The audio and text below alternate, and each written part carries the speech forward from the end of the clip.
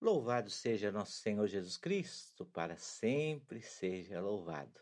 Que alegria! Damos sequência ao nosso estudo da obra do grande evangelista São Lucas. Nós já sabemos quem foi Lucas, nós já temos mais ou menos uma noção de em que momento houve um processo de conversão, né? Nós já sabemos bastante coisa sobre o evangelista São Lucas. Uma coisa que é importante nós entendermos que ele não é parte dos 12 apóstolos, né? Ele vem mais tarde, ele se converte provavelmente a partir das pregações, das missões de São Paulo. Hoje, então, nós começamos a tocar a obra de São Lucas, né? Que é composta por o Evangelho e o livro dos Atos dos Apóstolos.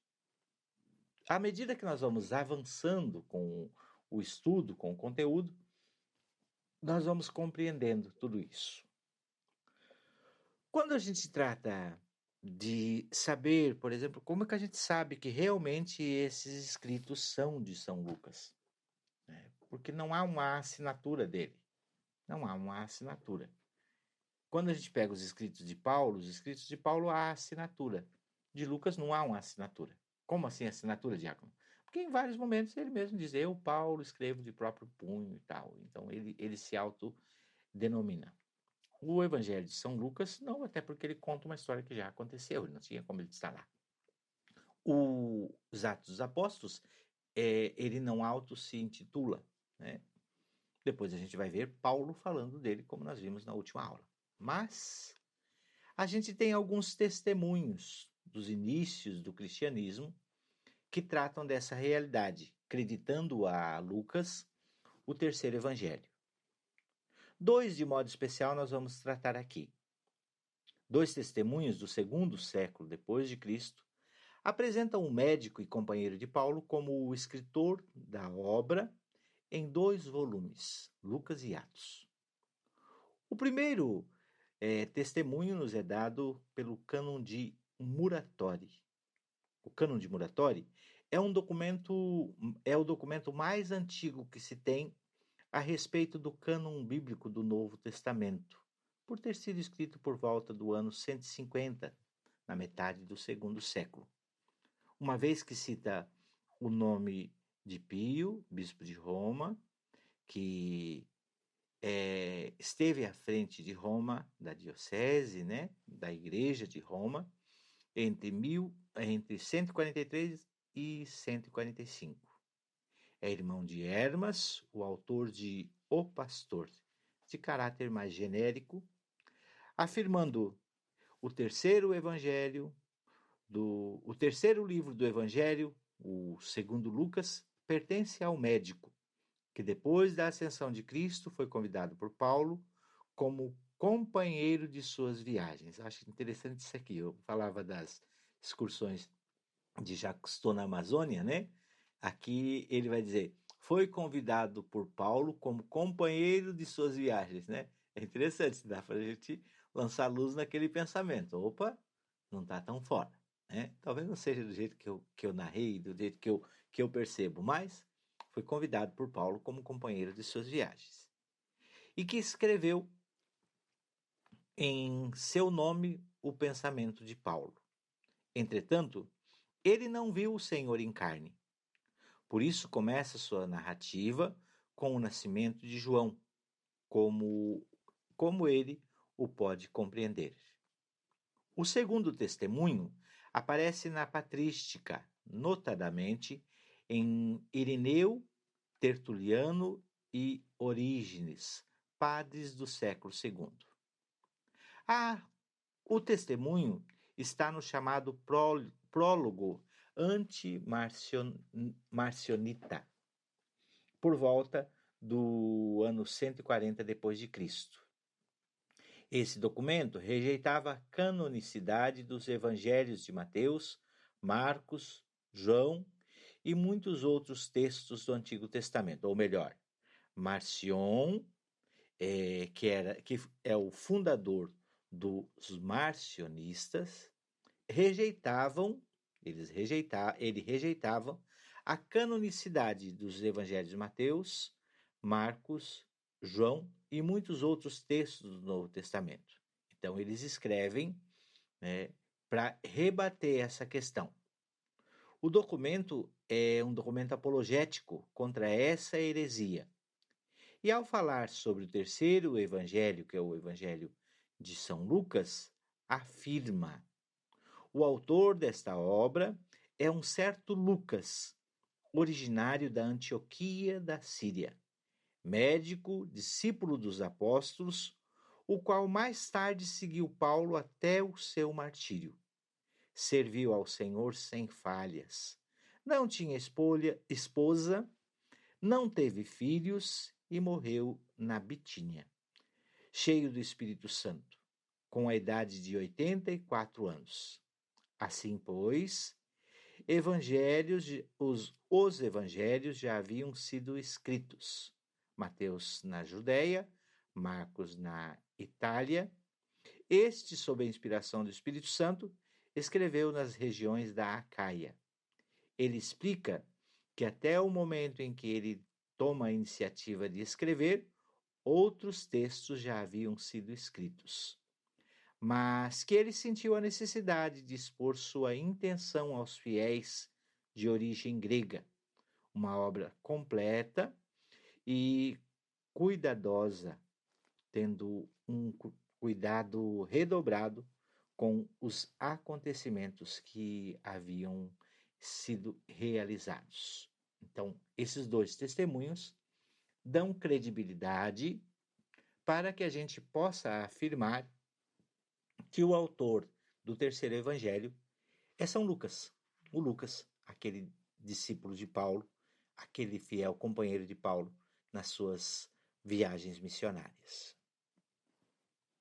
Os escritos de Lucas, quando a gente pega a obra lucana, ela parte do Antigo Testamento, trata do evento Jesus Cristo e narra o início da igreja. Então, a obra de Lucas, ela pertence a 3 tempos da história da salvação. Parte do Antigo Testamento. Por quê? Porque os primeiros capítulos 1 e 2, eles tratam dessa realidade. Estamos no Antigo Testamento, numa vivência judaica. De tanto que o primeiro texto do Evangelho de São Lucas vai narrar Zacarias no templo como um sacerdote judeu que vai oferecer o sacrifício, está lá oferecendo o incenso. Então, ela parte do Antigo Testamento, vai narrar a anunciação, nascimento, vida, paixão, morte e ressurreição do Senhor, o chamado evento Jesus Cristo, e adentra o livro dos Atos dos Apóstolos com o nascimento da igreja no dia de Pentecostes e as primeiras horas desta, a movimentação dos apóstolos, quando os apóstolos, os seguidores de Jesus, passam a ser chamados de cristãos, narra a origem, o início da igreja. Então, a obra de Lucas, ela comporta nela esses 3 tempos: o Antigo Testamento, o evento Jesus Cristo e o início da igreja. Ok? Lucas, como nós já sabemos, ele não conhece Jesus. Ele não conheceu Jesus, ele veio mais tarde. Talvez tivesse já idade para tocar a paixão, morte, ressurreição do Senhor. Talvez, não se tem muito como afirmar isso. Mas o que a gente sabe é que ele não conhece Jesus. Ele é discípulo de Paulo e veio mais tarde. Então, ele não sabe muito sobre Jesus. Ele vai ser impactado por esta verdade através de Paulo. Ele vai se converter ao cristianismo, vai aceitar Jesus como seu Senhor. Então, como que ele vai escrever? Como que ele escreve? Qual é o seu método de escrita? Então, o método de escrita de Lucas é a pesquisa. Como que a gente sabe disso? Ele vai ter que pesquisar. Ele é alguém culto. A pessoa culta, ela não se contenta apenas em ouvir alguém contar. Ela vai às testemunhas. Até porque essa questão de testemunha é muito importante para o evangelho. As pessoas creem mais, acreditam mais nos testemunhos do que nos mestres, como diz o Paulo VI na Evangelho Anunciante. E se acreditam nos mestres, é porque esses são testemunhos. Então, Paulo vai, ou melhor, Lucas, né? De vez em quando eu misturo Paulo e Lucas, mas espero que você esteja acompanhando meu raciocínio, né? Lucas vai pesquisar. Como a gente sabe, vamos lá no início do Evangelho, capítulo 1, versículos do 1 ao 4. Lá a gente encontra essa informação. Lucas está escrevendo e diz assim: Muitos empreenderam compor uma história dos acontecimentos que se realizaram entre nós. Como nos transmitiram aqueles que foram desde o princípio testemunhas oculares e que se tornaram ministros da palavra. Também a mim me pareceu bem, depois de haver diligentemente investigado tudo desde o princípio, escrevê-los. Ele então vai pesquisar. Já existiam textos anteriores? Já, porque ele diz muitos, é sinal de que não eram poucos, eram muitos. Muitos já empreenderam compor uma história dos acontecimentos que se realizaram entre nós. Então já havia alguns escritos. Pareceu bem a mim também escrever uma história. Eu resolvi escrever. E para isso, depois de investigar tudo, depois de haver diligentemente investigado tudo no versículo 3, desde o princípio, pareceu bem para mim também escrevê-los. Escrevê-los. Então, a obra de Lucas parte de uma pesquisa.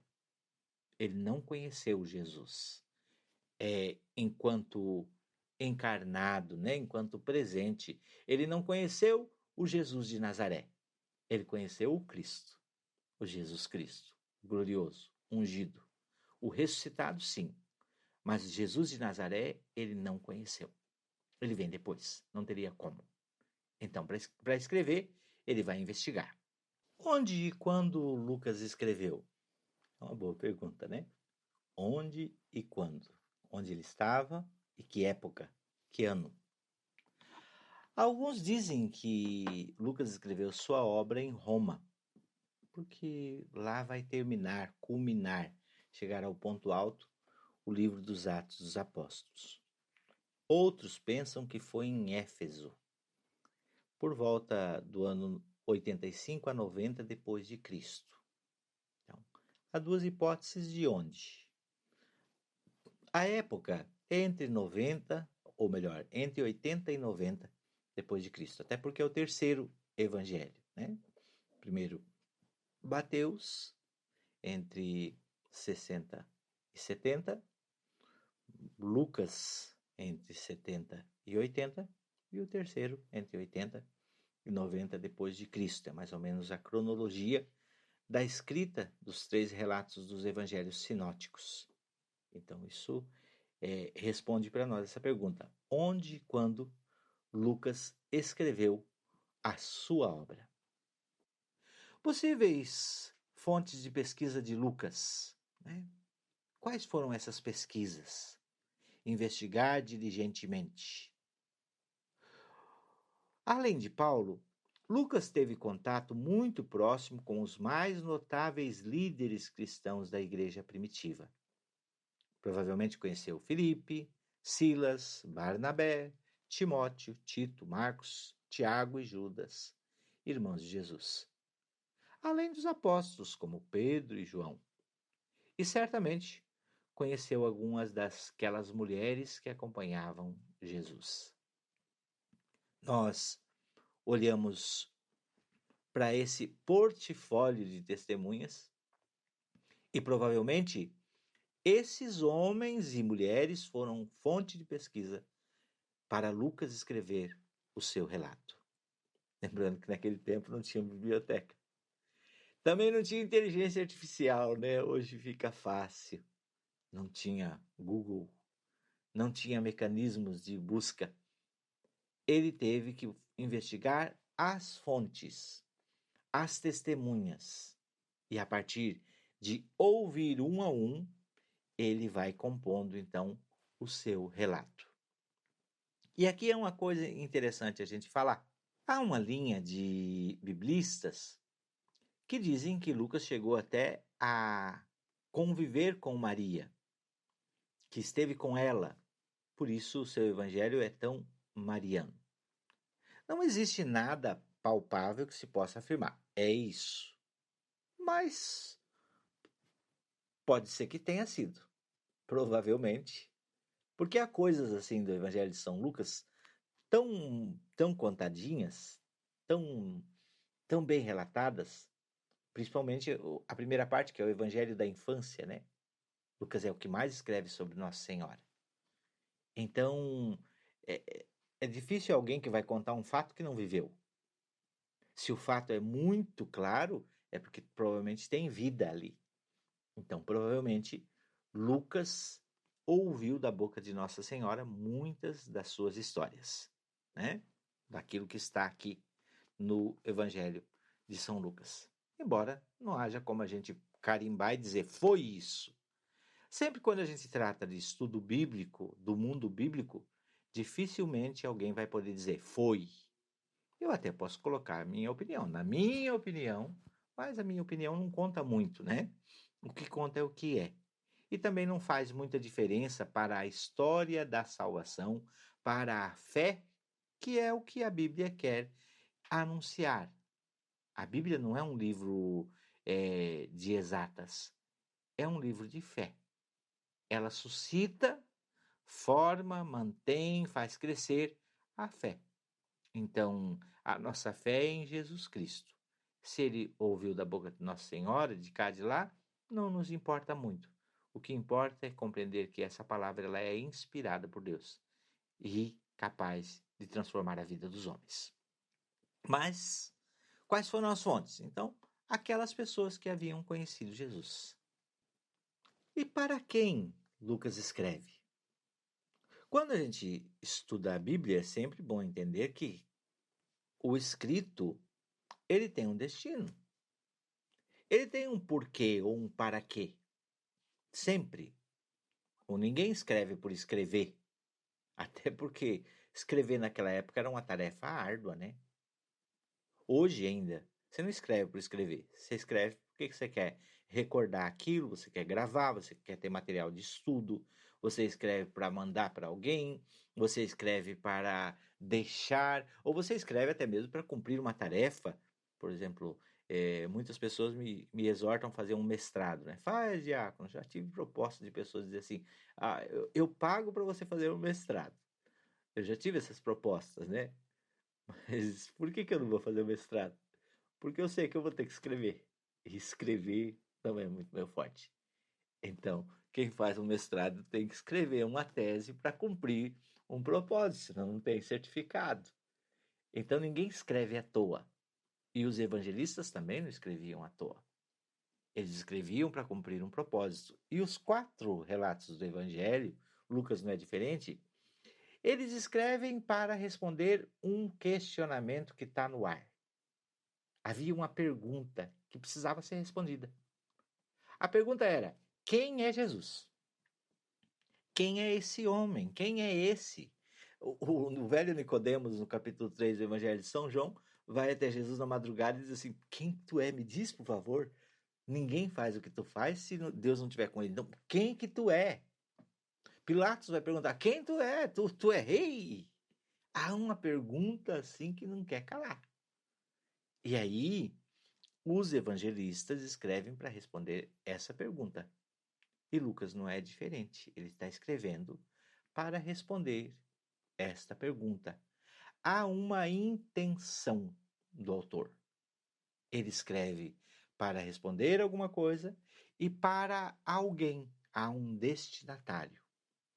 O Evangelho de São Lucas, ele é escrito para os gregos, pagãos convertidos ao cristianismo. O cristianismo nasce de duas vertentes.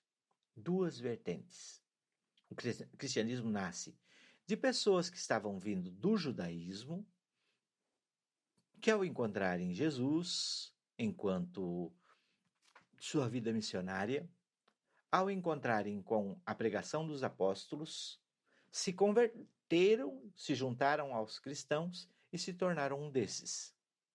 Mas, por outro lado, também vem do paganismo. Um grupo de pessoas que não eram judeus, que não pertenciam à família de Abraão, né? Abraão, Isaac e Jacó, as 12 tribos, que eram de outros povos, que ao ouvirem falar de Jesus, se converteram. E junto a esses dois povos, de povos divididos de São Paulo, ele fez um e se tornaram cristãos. Para Mateus, Mateus escreve para os judeus. Lucas e Marcos escreve para os pagãos. E aqui nesse caso, provavelmente Lucas escreve para os gregos. Até pelo endereço, né, da sua obra. No capítulo 1, versículo 3, ele vai narrar que, depois de investigar, resolveu escrever. E no capítulo 3, lá no finalzinho, diz assim: e escrevê-los para ti, segundo a ordem, excelentíssimo Teófilo. A escrever os fatos, eu investiguei diligentemente e resolvi escrevê-los para ti, segundo a ordem. Segundo a ordem dos acontecimentos. É isso mesmo. Segundo a ordem dos acontecimentos. Porque Lucas tem um evangelho cronologicamente organizado. Anúncio, nascimento, infância, início da missão, paixão, morte, ressurreição, início da igreja. Ele faz uma ordem cronológica. Ó excelentíssimo Teófilo. Teófilo é o endereço para o qual Lucas escreve. É para esse Teófilo que ele escreve. Teófilo é um nome que vem da junção de dois nomes. É um nome grego. Juntas Teós e Filos. Teós, Deus. Filos, filia, amigo. Então, Teófilo é um amigo de Deus. Escrever para ti, ó excelentíssimo Teófilo, um amigo de Deus. Teófilo, alguns dizem que era alguém abastado que tinha encomendado a Lucas esta obra, pagado para ele escrever. Há uma linha de pensamentos que falam isso. Mas Teófilo, como já disse, quer dizer amigo de Deus. Então, o Teófilo pode ser eu, você ou qualquer um que é amigo de Deus. É para os amigos de Deus que Lucas escreve o seu texto. Mas, como o nome é em grego, né, Teófilo, se entende que ele escreve para os gregos, para os pagãos que estavam vindo para o cristianismo, que se converteram. E realmente, se a gente for analisar o texto, realmente é isso, porque a grande coisa do Evangelho de São Lucas, até portanto que ele é chamado, é o Evangelho da misericórdia. A misericórdia é para quem não merece, para quem está fora. Então, os pagãos, segundo o Antigo Testamento, segundo a lei judaica, os pagãos estavam fora. Então, a misericórdia vai alcançar esses. Então, o Evangelho de São Lucas é uma grande obra da misericórdia de Deus para alcançar aqueles que estão fora da primeira aliança, mas que são amigos de Deus. Ele escreve para os gregos, então, há algumas coisas interessantes. Ele vai omitir muita coisa que poderia ser ofensiva aos pagãos. Ele não vai fazer, não vai abraçar o judaísmo e ferir os outros. Nós, às vezes, fazemos muito isso. A gente abraça o que é nosso, a nossa igreja, e exclui os de fora. Na verdade, o cristianismo não é uma religião, uma fé que exclui. Ao contrário, ela é de inclusão. O cristianismo inclui. Há um espaço para todos. O que é preciso? Crer em Jesus Cristo. Porque aqui não é para uma determinada cor, raça, classe, não. O cristianismo não leva em conta isso, mas leva em conta a fé. O que nos une? Uma pessoa. A gente aceitou essa pessoa como Senhor, se fez batizar, se consagrou a esse, se tornou cristão. Então, estamos numa dinâmica de igual. Já não há mais senhores nem servos, mas nós somos todos irmãos e temos um só Pai, um só Senhor, um só batismo, uma só igreja. Isso é importantíssimo para os textos de São Lucas. Lucas, ao longo dos seus escritos, ele, quando trata de costumes judeus, ele precisa explicar. Quando trata de palavras que eram ofensivas, ele as omite, ele não traz presente. Então, esse é um dos sinais de que ele escreve para os gregos. Ao longo da sua jornada, dos seus escritos, nós vamos ver que ele se refere com carinho ao que é favorável aos gentios. Por exemplo, numa das parábolas chamada Parábola da Misericórdia, quem vai socorrer alguém é um samaritano, o bom samaritano. Os samaritanos não eram bem vistos pelos judeus. Ao longo de muito tempo e ao longo da própria Sagrada Escritura são considerados como cães, como cachorros. Lembra daquela samaritana que diz, Jesus vai dizer para ela, não é justo dar aos cachorrinhos a comida dos filhos. E ela diz, sim, mas ainda bem que os próprios cachorrinhos comem da migalha que cai. É nesse contexto que está. Jesus não conta uma parábola, não faz uma comparação só por fazer.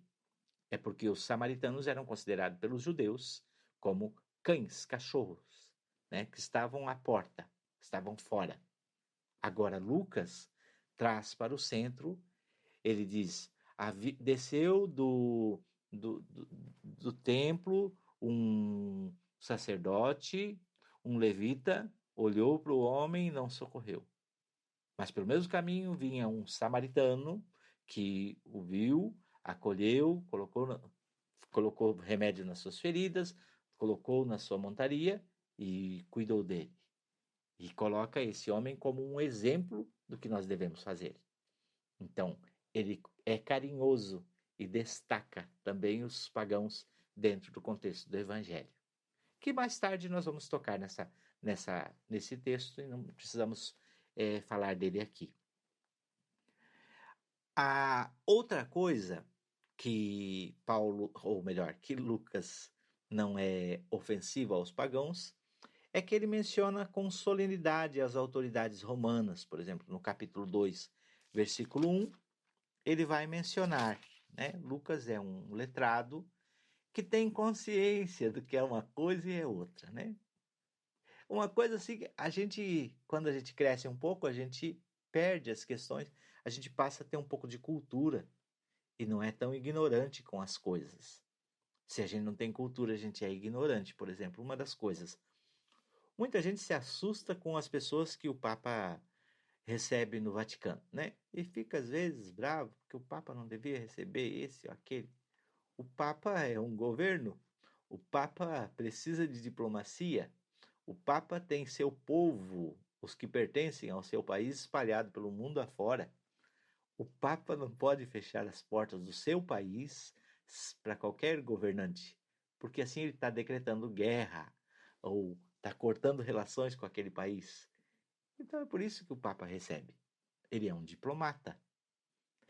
Lucas é alguém que tem cultura Então ele entende a importância das autoridades e por isso ele marca o tempo.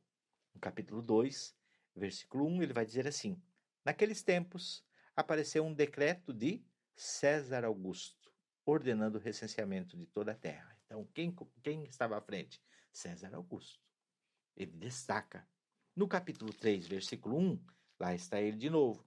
No ano 15º, no reinado do imperador Tibério, sendo Pôncio Pilatos governador da Judéia, Herodes, tetrarca da Galiléia, seu irmão Filipe, tetrarca da Itureia e da província de Traconites e Lisânias, tetrarca da Abilina. Ele traz esse sentido do governo a autoridades romanas. Quer dizer o quê? Ele não é um homem, Lucas não é um homem agressivo. Ele é alguém que sabe conjugar, porque ele está escrevendo para essas pessoas que vieram dessas realidades e se converteram ao cristianismo. E assim, nós fechamos um pouco dessa introdução que fizemos aqui na obra de Lucas. Estamos, aos poucos, adentrando na sua obra. Até aqui, nós fizemos uma grande introdução. Né? E, claro, você pode aprofundar tudo isso. Já ir lendo, né? Eu te faço a proposta de você ir lendo o Evangelho. Leia já, passe a mão. Comece a ler. Vamos lendo junto. Daqui a pouco a gente vai tocar em algumas realidades que talvez vai ficar algum questionamento. Você lendo sozinho, você vai dizer, mas por que isso? Como é isso? E a gente vai dando chaves de leitura.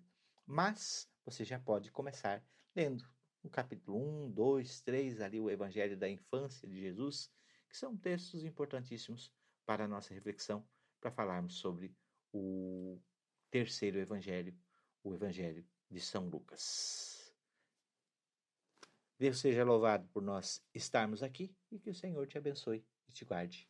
Em nome do Pai, do Filho e do Espírito Santo. Amém. Até o próximo.